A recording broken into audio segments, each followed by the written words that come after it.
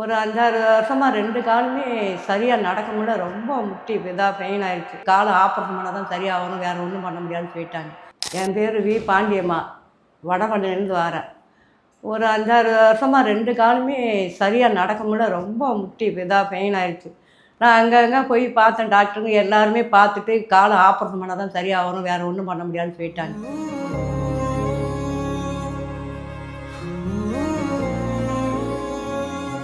கீழ்ப்பாக்கத்துல இருக்கிற Asian centre ஹாஸ்பிட்டலுக்கு வந்தேன்.